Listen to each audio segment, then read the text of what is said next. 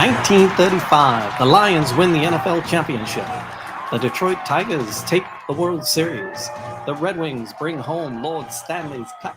Joe Louis begins his rise to world domination. This transforms the Motor City into Detroit, City of Champions. Oh, the crack of the bat. I want to take a bat to somebody. We'll talk about that here in a bit. Detroit City. I'm mad as hell. I'm not going to take it anymore. Well, we don't have to take it anymore because we got our own show. That's a preview for what's on the way today. Detroit City of Champions. Thanks for listening. Thanks for joining us on this journey, celebrating 1935. Not 1932? No, not 1932. Well, we celebrate 1932 a little bit, but not in the context of what we're going to talk about tonight. So, but thanks for joining us on this journey into 1935 and the trilogy of championships, and then plus another 30. Trilogy times 10. Yes. 33. Yep. And so like, subscribe, leave a comment, and just tell a friend. That helps too. Share the news, share the love. And then so thanks for listening. Charles, looking good. Thanks, man. Good to see you. Good to see you. It's been a long time, Jay. We got through, every year there's a Christmas season for me at the stores. Crazy time. It's crazy. We were lucky to get a couple shows just to kind of wrap up what we were doing this last season. What is this, season 4 we're in now, something like that. But yeah, it's it was I was happy that we were able to get in the last couple players. We got in Newell Banks at the very end, and it's sort of a new year now, new 2024, and we're kicking off with this is kind of a wild card, but we do have some focus for the tonight's show. Yeah. A little kind of alluding to 1932 and being angry. So, but before we do that, I want to premise everything we say with this. Okay? Yeah. This Lions season has been absolutely amazing. This is the 2024. I've been following I want to preface my own little history of following the Lions over the last course of the last decade, I guess you could say. My first season of watching the Lions was 1991. Mm-hmm. I was I think I was in middle school. I just started playing football. I was kind of playing for my middle school football team. And my first season I ever watched was 1991. Right. And this season was amazing. You had this is the season that the Lions went all the way to they went all the way and won their first round playoff game against the Cowboys. Right. And so it was amazing. And that was the year I watched Michigan go to the Rose Bowl and get beat by Washington. Yeah. And which is kind of crazy that Michigan just won the national championship against Washington this year. Yeah. So, but I've been a diehard Lions fan. I'm a diehard Detroit sports fan my whole life, especially since 1991. And I like every year it's been my it's almost like a joke, like my own personal joke. When people ask me what I think the Lions are going to do, is I always say, oh, they're going to the Super Bowl this year, right? It's been so every year, and I've always said, well, I want to say that so that the one year that I get it right. I've seemed like I'm a prophet. That's right. Somebody, even though I say it every year. You got to get that Super Bowl tattoo. Yeah, the guy and with change it every year to cross the line, or just add the year when they do it. Or yeah. No. So anyways, but I will. But this is what I'm trying to get to is that over the last prior to the couple 3 years ago, I was so disinterested in the Lions. I mean, it wasn't just because they were losing, because I'd followed the team for years, even when they were losing. Right. It was the previous coaching regime that I just couldn't stand. They were like these Patriot guys. They kind of rubbed me the wrong way. Yeah. I just didn't like them. Yeah. And I was just really annoyed with them. I watched the draft a little bit, but the season I hardly watched it all. And then when Dan Campbell came in, he gave this speech, he gave his introductory speech. And I could basically care less. I'm like, it's going to be the same old thing. Yeah. And he came out with this fire and brimstone speech, which everybody knows well. Yeah. And it was like, we're going to bite kneecaps off and all this. And it went viral. And I saw that. I'm like, this guy's awesome. Right. Yeah. Yeah. And so that for me, I was like kind of hooked at that moment. And then the next day when Dan Campbell, when they were interviewing him, I think he was on Jimmy Kimmel or something, but or he was doing some interview. Yeah. And it was Jimmy Kimmel. They were mocking him in the national media, but he was talking to somebody. And I was like, the very next day I was watching him. I was actually watching an interview with him. And they asked him, they said, what do you think about the national media like roasting you and you going viral for your thing yesterday? And he said, I wasn't talking to them. I was talking to the Lions fans. And here I was engaged with what Dan Campbell was saying at that very minute. I'm like, holy crap, he's right.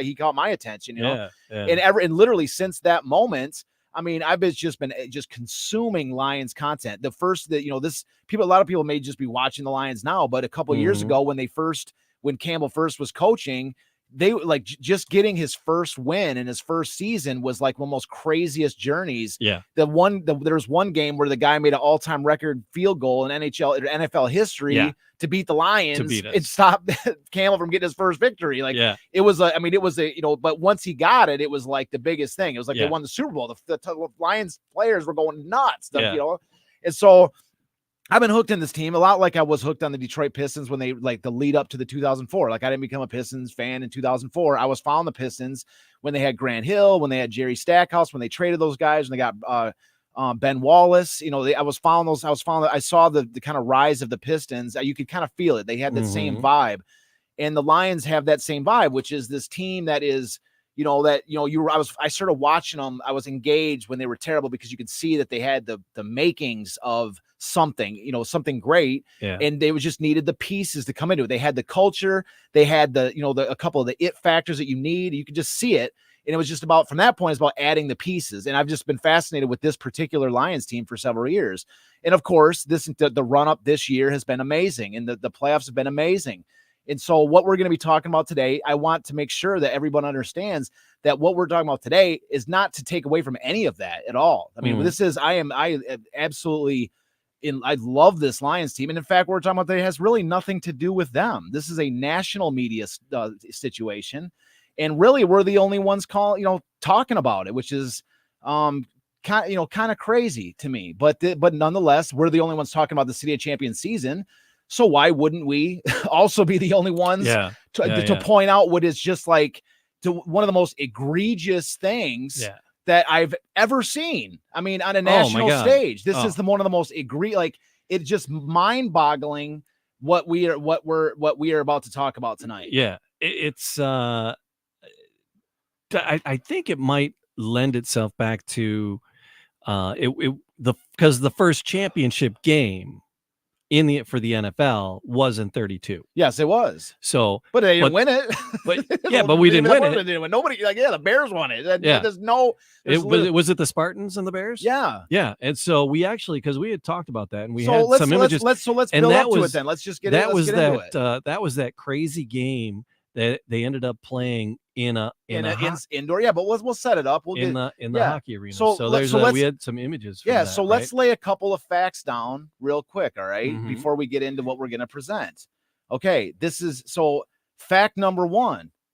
The Detroit Lions came to Detroit. The Detroit Lions came from Portsmouth, Ohio, and they played their first game in Detroit in 1934. Well, and it's like it's all the jerseys. They all have the 90th anniversary on them. 90th anniversary on them. It's like, all right, it's not 90. It's not the 92nd anniversary. Yes. So they all. So it says 1934. It is even on Thanksgiving games. We even take exception on the Thanksgiving games because they never mention 1935 in the Thanksgiving games. It's always 34 because that was the first Thanksgiving, but they can't always take that one little extra leap and go 1934 was the first Lions Thanksgiving game. And oh, by the way, in 1935, the Lions won their first championship the very next year, and so did the Red Wings and Tigers. No, they can't take that one little extra step. It's always just 1934 was the first Thanksgiving game. They can't just take one little more step ever. Never. No. And so, that's our own little bone to pick, I guess you could say. It's our own thing. But in this case, it's just, it's unbelievable. And so the fact number one is the Detroit Lions came to Detroit. They were from Portsmouth, Ohio. They had several seasons in Portsmouth, and they came to Detroit in 1934. Right. All right. Fact number two. The Lions in their second year, 1935, if we've not given away spoiler alert, 1935, they won their first championship. Yes. Right. And so, that's fact number two. Fact number three, if we want to point out to point to something from 1932, the Portsmouth Spartans, which is of course the city that the Lions came from, the Portsmouth Spartans in 1932 had played the Iron Man game, which we did this we had one of the greatest episodes of our lives in Portsmouth, down in Portsmouth, we a did. legendary episode where we talked in depth about the Iron Man game. And then the Iron Man game knocked off the Packers from championship consideration in 1932, and it led to the matchup between the Portsmouth Spartans and the Chicago Bears at the Chicago Stadium, the ice arena, right, where they played for the first NFL championship game. And that was a result of both teams having tied. Yeah. And so both teams tied in 1932, the Portsmouth Spartans and Chicago Bears. The only way to settle which team was the actual champion was for them to play a head-to-head game. And the NFL had long wanted to have like a World Series type of a game. Sure. Yeah, we got the screen on the other game on the screen. Yeah. So the NFL had long wanted to have a World Series style situation, and here was it on a silver platter. So they matched these two teams against each other. The Bears won that first championship game 9-0, and what happened as a result was that it set up the NFL wanted to do this every year, and so they broke their teams, the one division into two. They had an Eastern and a Western division, and the two divisions played each other. The winner of each division would play each other for the NFL championship every year thereafter. Right. So in essence, the 1932 game at Chicago Stadium between Portsmouth and Chicago was the first NFL championship game. But there again, here's another fact: is that Portsmouth did not win. Yeah, they did not win. They lost 9-0. So even so there's no way around it. These are basic facts. These are absolutely basic facts. I'm curious how this mistake got made, and I'm gonna guess somebody just was AI. I believe you must be right. They didn't check their facts, and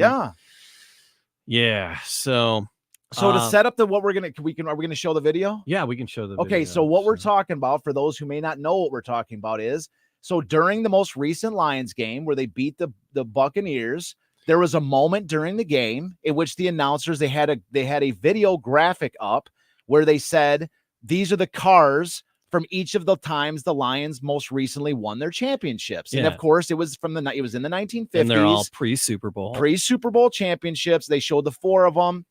And they had the three championships from the 50s, but then their first championship was dated 1932. Yeah. And so that's like it's an egregious type. If it's a typo, it is an absolutely egregious, horrendous typo.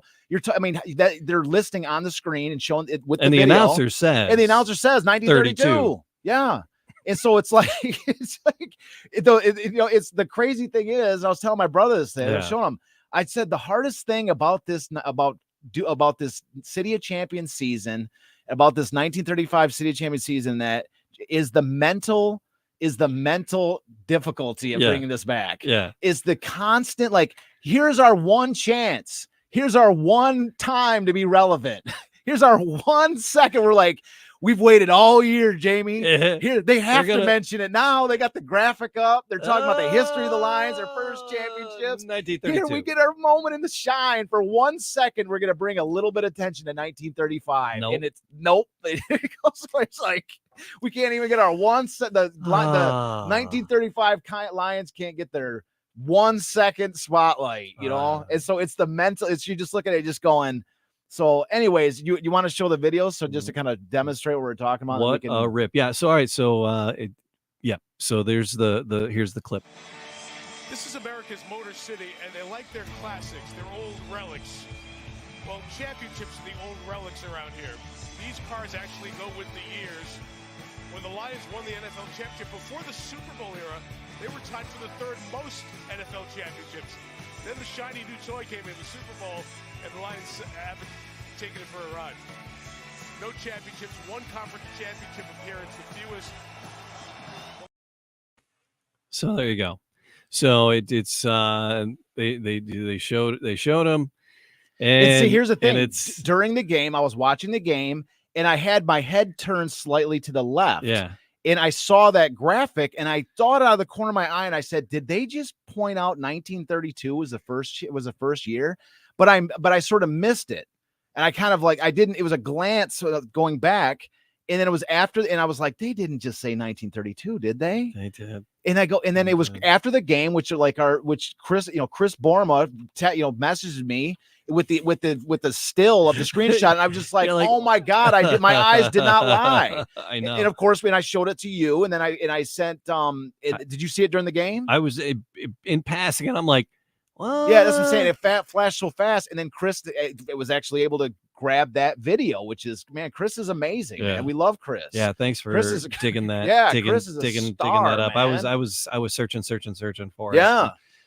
So Couldn't- so this is what it reminds me of is back in the 90s, like, or not back in the 90s, but in the early, like when I first started doing the City of Champions thing, Yeah. the Tigers had this commercial, and they had various sort of versions of it.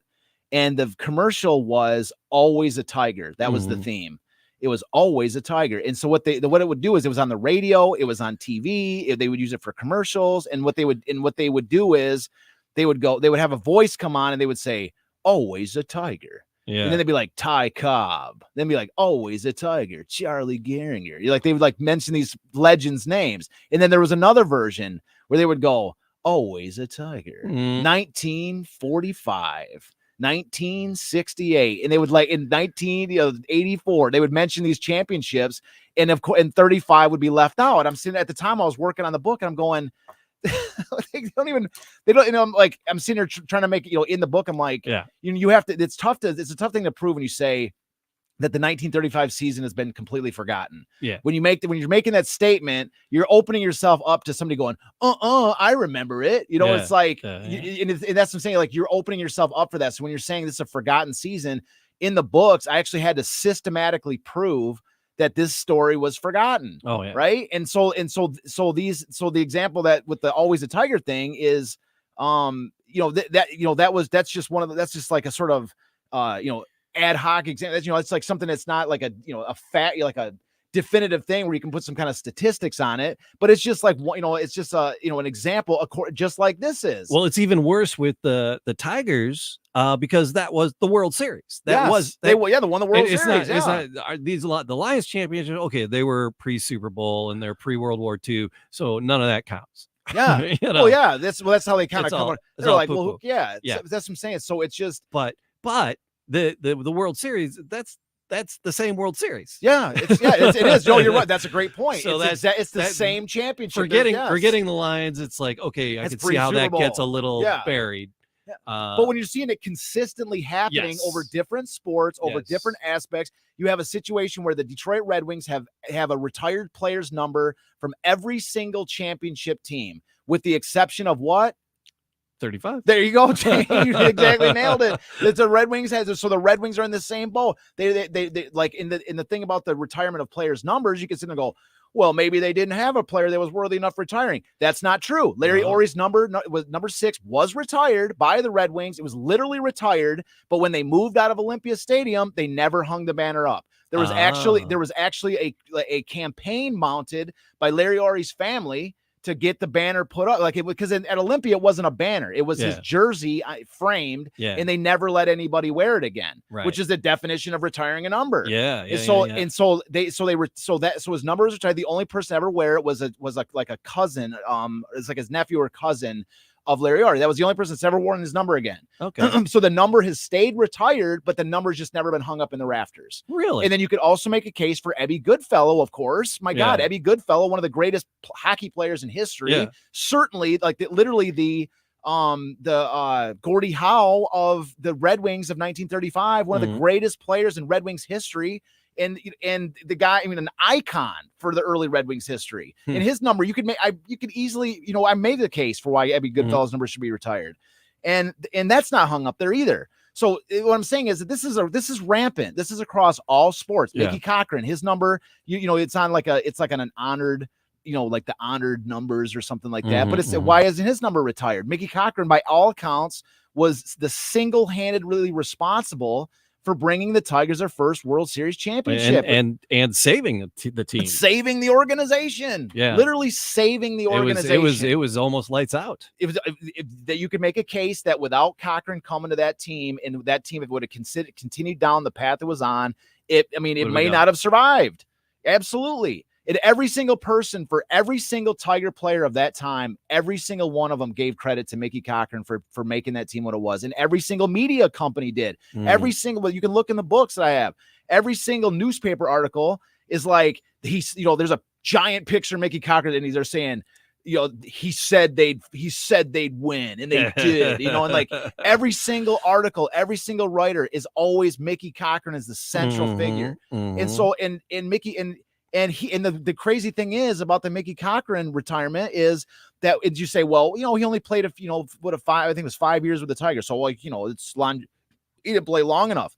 Well, you could say, they could say, he didn't play his entire career with the Tigers. Yeah. Right. So why would the Tigers retire his number when he didn't play his full career? But here's the thing with Mickey Cochran when he went into the Hall of Fame, you get to pick what team you get to pick what team you represent. And he went in as a Tiger. Yeah. So if he went in as a Tiger into the Hall of Fame, is one of the greatest. He played longer with Philadelphia. He won more World Series championships with Philadelphia. He won more MVPs with Philadelphia.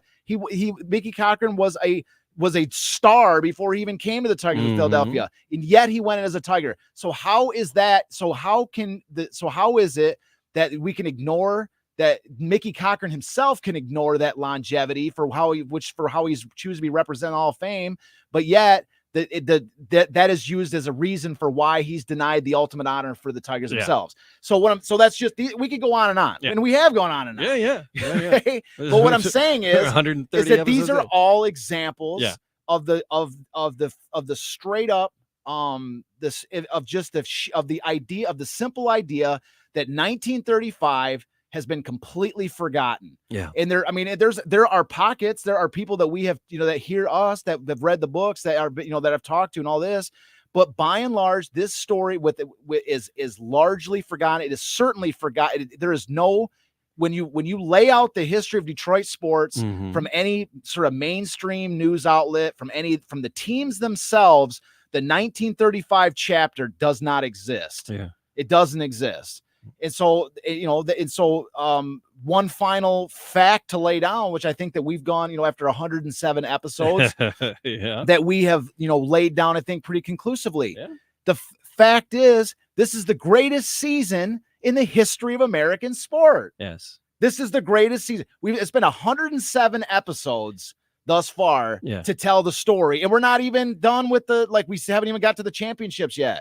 We haven't even gone through what happened in the championships, which is going to be the first thing we roll out for this new season. But it took us 100. What season ever played by any team, by any city ever, would require 107 1-hour long episodes in order to explore? What is it how many months span does this fall in? Yeah, within a 7-month stretch of time. Yes. Yeah. Unbelievable. Yeah. So we have the facts on the table, and we've walked through every one at this point, so we can lay it down as conclusively as we want. This is another fact we can lay down.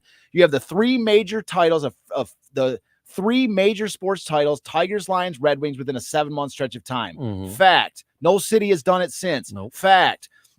And then on top of that, you have a total of 33 you have 30 other championships on top of the three. Yeah. Fact, because we walked through it. Yeah. And you even gave me you put me through the ringer on a couple of them because we were talking about the police pistol shooters and stuff like this. Yeah. And we nailed it down. We nailed it down conclusively, episode by episode.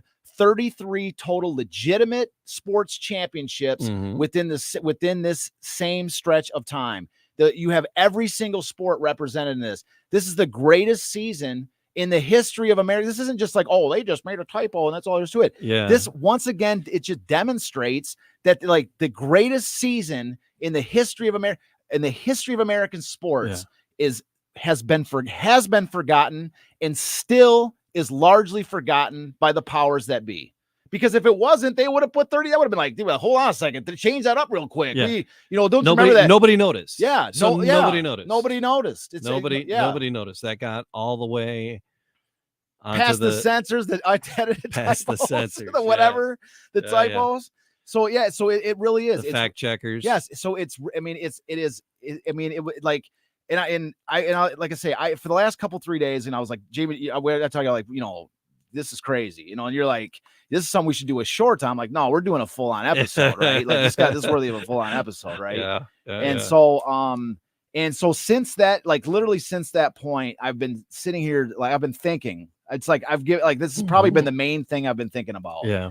And it's like, it's just, you know, you go through sort of like a range of like emotions about it, right?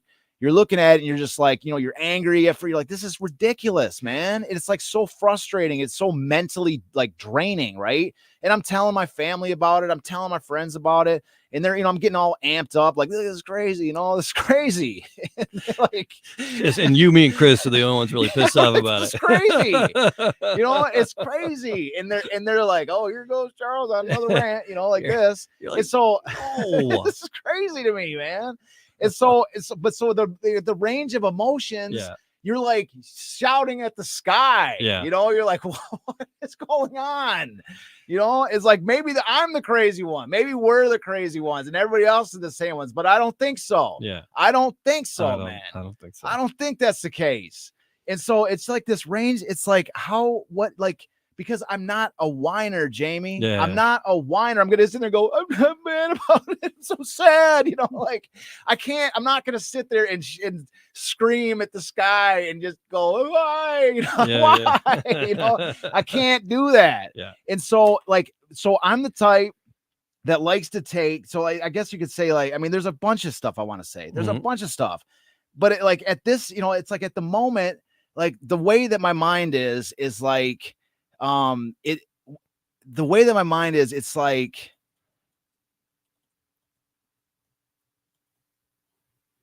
what do we do? Yeah. Like what, like there's like, it kind of takes me back. It takes me back to the beginning of this entire project when there's a Abraham Lincoln had a quote. And it was my first year. It was my first like 3 or 4 months of selling books, and everything completely failed. I couldn't find a reporter to even cover the story. Yeah. I had 2,000 copies of my books sitting in my mom's dining room. I had nowhere to sell. I tried to get my old job back up on Mackinac Island, and they didn't even want me back. So it's like, because I was like trying to make a couple bucks because I had nothing. Yeah. I had nothing. And so like every single plan that I had gotten into to launch the books the first book when I first put it out, every single plan failed. I was reading all these books, how to sell books and all this, and every single plan failed. And there was the quote that kind of summarizes that moment of time for me was, it was an Abraham Lincoln quote. And he said, I was driven to my knees by the overwhelming conviction that I had nowhere else to go. That was like sort of my mindset at the beginning of this thing, because I was like totally screwed.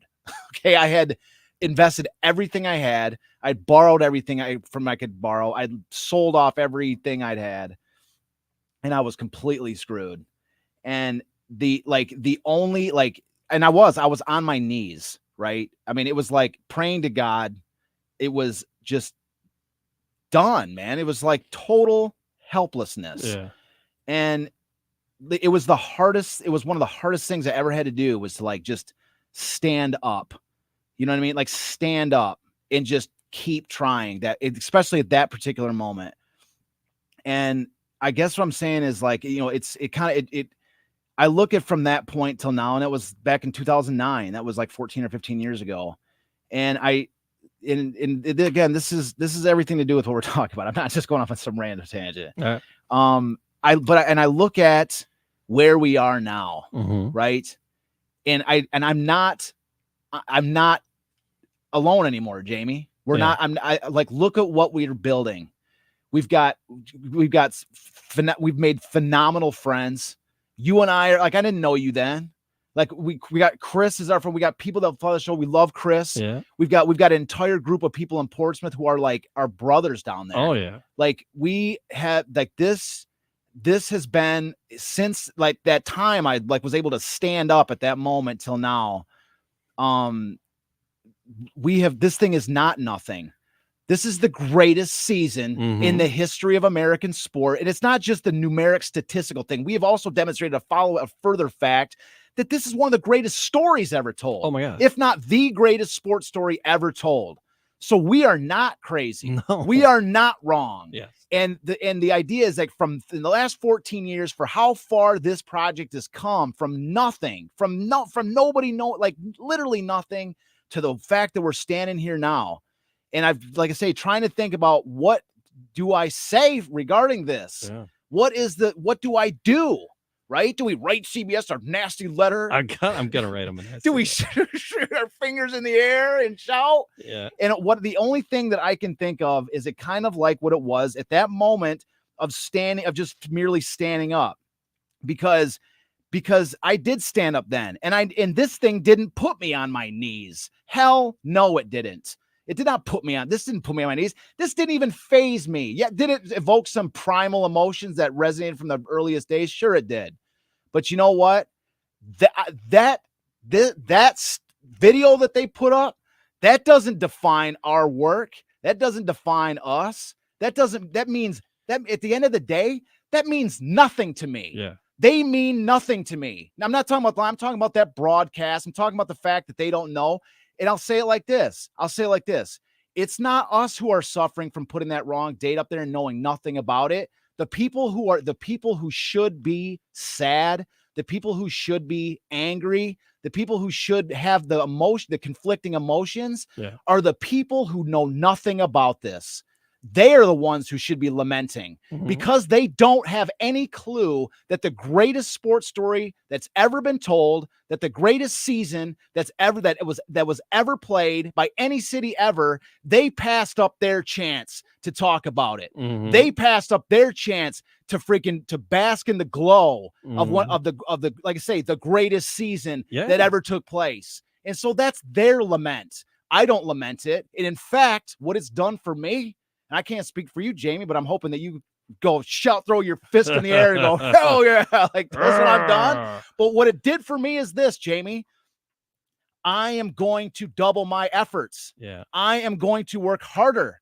I am not, this did not stop or deter me. No. This re-energized me, and I'm going to put in work this year, Jamie. And if you're down to work, and Chris, if you're down to help us show other things, and everybody who's watching this thing, I'm down to go harder into this thing and lean harder and heavier into it and really bring this story back, and to show that something like that it doesn't drive me to my knees anymore. I once stood up, and I'll not go back down.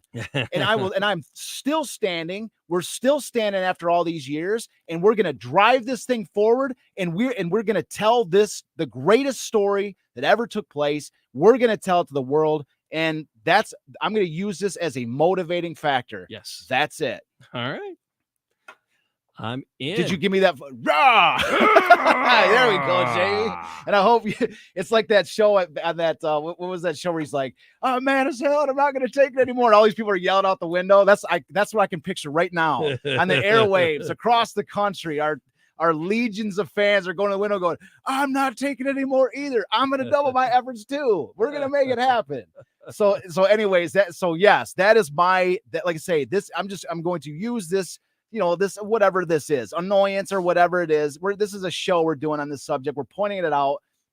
And like I say, I'm going to use this as fuel. It's no longer a crippling effect by any means. So that's where I'm at.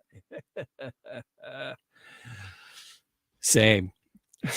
I'm good, Jay. I'm glad you agree. I am. No, I'm gonna send CBS a nasty note. No, you're not. We're better than that. We're better than that. Well, no, we don't I want need them to send them anything. that they don't make the same mistake next week or this Sunday. Well, I mean, I don't want to see the same. You're your own mistake man. You can make your own decision like this. But like I say, my thing is like for me, it's more of an emotion of pity. It's really an emotion of pity, because the fact that you're like, it's like I say, that they have no idea. They have no idea. And like I say, we've walked through the Lions season, and we have walked through, we like the Portsmouth episode, I say, was the greatest episode we ever did. If this is your first time listening to this show, go back and watch our episode we did in Portsmouth. Yeah. We were there with the, talking about the 1932 season, the Portsmouth Spartans, the Iron Man game. It was the greatest. I love that show. Yep. I love that show. And like I say, it's, you know, if this is your first time, go back and check that show because I love that show, man. It was a Christmas episode, and that's where we're at. That's where we're at. And like I say, we're not going back to the pity party. We're not going back to this. You know, it's like I say, it's there. It's like I feel bad for them. Yeah, I feel bad for them. it was episode 81. Excellent. Is that, and we started this Lions season off because the first game of this year was with Green Bay, right? Yes. And so we had our guest Neil Rule came on. Yes. And because we were talking about, you know, the just the hype and the rivalry and how far back the rivalry went. Yeah. And just where the team was going this year. And we were all optimistic. Big time. And I'm still am. I'm like yeah. I say, this has nothing to do with the Lions. I mean, you know, this has nothing. This was their national, you know, that's national broadcasting crew. It was this moment in time. Yep. You know what I mean? It could have been some intern that just didn't give a crap and put it up there, used AI, screwed it up. Mhm. But the thing about it is like I say, that like you look at it and you say, if you knew anything about this year, like for instance, let's take this example. Let's say that there had been a movie made about this, like this movie I wrote the screenplay for. We have a screenplay. Let's say there was like the biggest Netflix hit sports movie ever, talking about 1935. Let's say the City of Champions story was incredibly well known, like everybody knew about it, right. And they put that 32 up on the screen. They would have been like, man, change that up, and the announcer wouldn't even have said anything. He'd be like, oh no, this is 35 we're talking about. This is the greatest year ever. Like we can't screw this one up, I mean, it wouldn't even have been a typo. It would have been such an incredible number. But that's not the case. And so like I say, all that does for me is it's just like I say,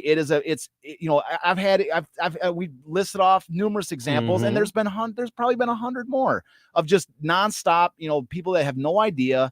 It's not just mass media, the fans and all this, but like this, if this is your first show, you're seeing this thing out here, this is just another example of just how forgotten this season truly is. And when I say it's forgotten, and you see like, what's the point of the show? The point of the show is to bring back this incredible story. And also we're going to at some point get into some, other Detroit sports history, whatever. But the biggest fish that we're trying to fry right now is this City of Champions story, so I want to get into the Bobby Lane story. Just in how we can at some point. Don't put me on the spot for Bobby Lane, because I know based on what the general Detroit sports fan, I haven't dived too deep into that. We'll look that one up, and because Manning and Jeff Daniels did to break the curse or whatever it was, and since then we've been moving forward and playing well. Yeah. So I think it'd be fun to talk. Well, they also said, the thing is too, is they also said the curse was broken when the Lions got Matt Stafford, because Stafford went to I think it was the same high school as Bobby Lane. Oh, okay. And so it was like the curse was supposedly 50 years. And Stafford coming to the quarterback Lions was, I think it was 50 years. It was like 2007. So it was exactly 50 years. We were on, with the divination, the spirits and all this, the sage burning. They were like, this is the year Stafford's our guy with the quarterback and stuff. And it didn't happen with it. So 15 years. So whether the curse was actually activated or not, I can't speak to that. And we can dive a little deeper into it when the time comes. But I don't think I've never really subscribed to that. I don't think, and I've never subscribed to the theory that it's the Ford family. I've never subscribed to that either. People are like, oh, it's the Ford family. It's like, well, what did they do wrong? Somebody posted, it was vertical. Fire Millen. It was like 2 days ago. He put up Fire Millen. Oh, did God. I was like, hey, I was there for I was at the game where they did the orange out, where the Detroit fans were dressed in Bengals. The Bengals are my second favorite team. And I got a bunch of fans that are friends that are Bengals fans, so I embraced the Bengals, my second favorite team. And we were at that game at the bank. It was called the orange out, where the Lions fans were all rocking Bengals colors. Yeah. And so I went rocking both. I had blue and orange on. And I actually, I have this fantastic picture my brother Curtis got for me, because there was two pictures. There was a picture of me standing next to a guy standing in a Detroit Lions stormtrooper outfit. Oh yeah. And there was a guy dressed in a Bengal orange stormtrooper. Okay. So I got my picture taken with both of my brother Curtis spliced them together. Oh, nice. Or so they just put them together and splice. It was the two pictures in a single frame. And it was awesome. It's like, it's a cool, remembrance of that sort of game, but we've come a long way since then. But yeah, this, like say, in for those that, it might say, oh, well, it's, 35 was so long ago, whatever. Think of that was before this whole thing came up. When we did this show, I wanted to talk about the idea that the feelings that we have right now for how much like we love this team, we love this team, that we love them. And so the idea being that if you want to know what it was like in 1935, this is what it was like. Look around. These fans of 1935, they love these players the same way that we, as much or more potentially as we love our team as these you're coming off the high of the Tigers just winning the World Series. Now your Lions are going crazy. And now you're going for the Red Wings. And the Red Wings are steamrolling their way through their season. So picture this feeling that we're having, which we know the Wings are doing okay. Yes. Like they're 24-17 or something. But, so they're fourth in their league. That's what I'm saying. Imagine going through basically an entire year of this. Yeah. That's really what I wanted to talk about before this came on. Yeah, they said the fans on Sunday, there was a Wings game on Sunday, and they said the place was just electric. Yeah, I mean, people were so pumped for the Lions having won. Yeah, that the Wings crowd was just insane. And that was the idea. 35 was that it just went from one team to the next, and you had the joy of like. The Tigers win the World Series. The fans just go insane for the Tigers. Like they were talking about, they were rigging machine guns up in the bell towers to add sound to the noise of the crowd going crazy. It went on until the party and the downtown Detroit and Woodward went on for like 2 a.m. Oh man. Right. And then just fast forward just 7 weeks, into December 7 weeks later and what do you have? You have the Lions bringing home the championship for the NFL, right? And then on the day of the Lions win their first championship, the Red Wings move into first place, and a whole nother story begins. And that's what I'm saying. Like, that's what I wanted to talk about before this whole thing popped up. That's what I wanted to say was like, this is a great moment to take what we're going through now. And like, really, even if the Lions make the Super Bowl and win it, we got like 3 more weeks of this and then it's over. The Tigers, are going to start up. They're not going to do anything this year. And so, you have, the Red Wings season is going to be coming to a close. The Pistons obviously aren't doing anything. And so what I'm saying is like, so those that want to, sort of, there's the facts of the City of Champions story. There's the stories that we talk about. But if you want to imagine what it felt like, take what we're going through right now, how happy we are with this Detroit Lions team, and imagine that it stretches triple it for a year, for it last, especially at Joe Louis all year. They were following Joe Louis. I mean, Joe Louis was a king in the city at that point. And so you have, that's what I'm saying. Like, this is a perfect, that's what I wanted the show to be about before this whole thing popped up. And so, it is, so that's like, so, but still, so now that we've covered that, I want to go back to that original message, which is to take this joy that we have right now, this feeling we're having, and you can actually experience that 1935 season by feeling like saying, I love it. I'm just so happy right now. It's just so fun. And then expanding that outward and imagine that this lasts for a year. Yeah. That's what it was like there. So anyways, that's where we're at. So I'm in. So more to come, more Absolutely. City of Champions. Yes, we got a couple more things too before we wrap up the show. Are we wrapping? I was going to wrap it. Okay. What else do you want to talk about? Well, I wanted to. There was 2 things. I'm done. I've had enough. So too bad. All right. What else? What else you got? You got a list.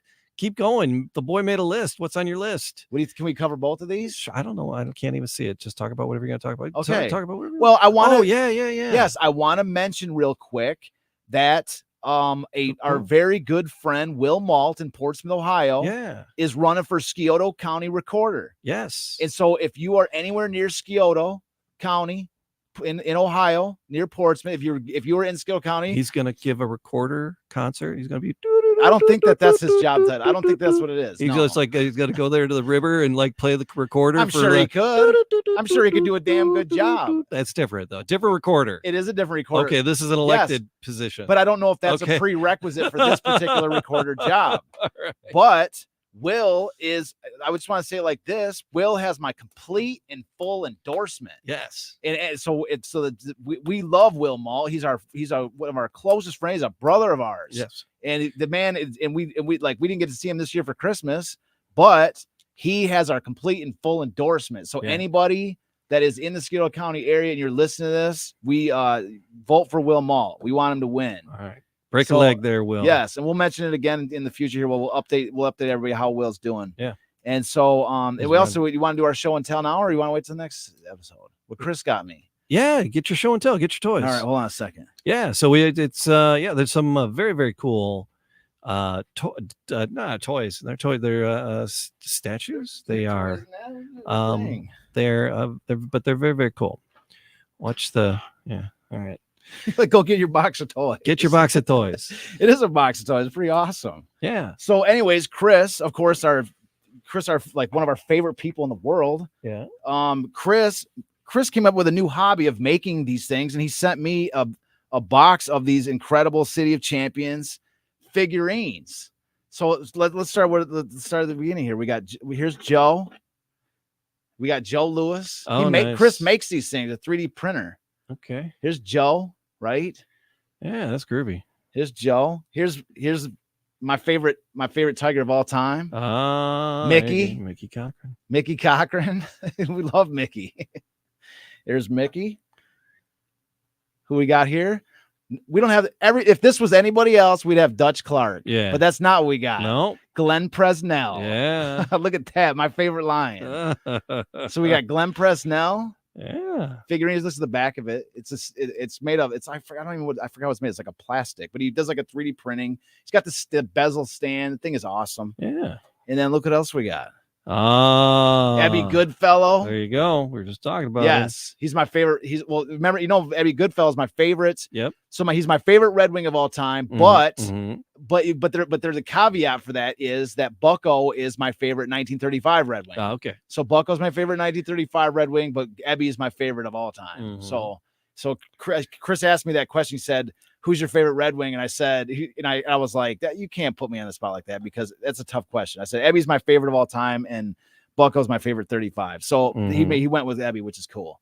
And so here's the final guy I got. Oh yeah, look at this, holding up the two bears. Garwood with the Teddy and Bruin with the Miss America 10 down below. Right, he's like, looks like he's kind of riding in it. Look at him. He's got the steering wheel in it. It's got the bezel stand. The thing is awesome. Look at these guys. These are one of a kind, Jamie. 1 out of 1 for each of these. Yeah. The only thing Chris should have signed the bottom or put 1 out of 1 out. That's the only thing we're missing. Yeah. But I love them and I really appreciate it, Chris. These things are awesome.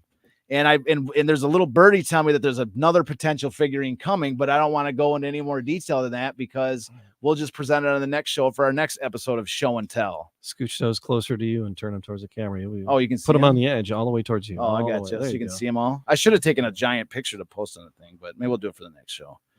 But yeah, these are awesome. And I think we'll find room for these here at the studio, won't we? Sure. Cool.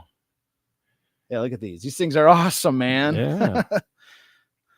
Yeah, City of Champions figurines. That's it. And Chris loves making these things. So if there's any special requests, sure, put it in this show. Why my head's cut off? Did I go too far? Because we can show the. Oh, you cut. So the figurines are. My face is cut off. I gotta duck down a little. People know what you look like. Hey, everybody. So, anyways, yeah. So Chris makes these. Yeah. So if you've got your own, I don't want to put him on the spot and say that like he's gonna make figures for everybody. I don't think he's gonna do that. But open up an SD shop. But if there's something you're anyways looking for something, I might be able to sweet talk Chris into making some more, because he said the thing that's cool about these is I think that if there's like modern players or whatever, that you could get these things signed. Oh yeah, you could get them signed, and like it's like this plastic with like a silver or gold Sharpie. Yeah, I think those things would be awesome. You get them signed. And so anyways, yeah, it's if anybody's looking to get these things, Chris makes these. So it's very cool. Yeah. All right. Those were the things on your list. That was it. All right. Chris, thank you for those are awesome. And everybody, thanks for listening. Appreciate it. And like, subscribe, leave a comment, all the podcast things in all the podcast places. Do it. And we'll be back with more. Well, yeah, we will. All right, heck yeah, we will. We're re-energized. We're gonna be doing all kinds of stuff. All right. Have a great night, everyone. All right, Detroit City of Champions.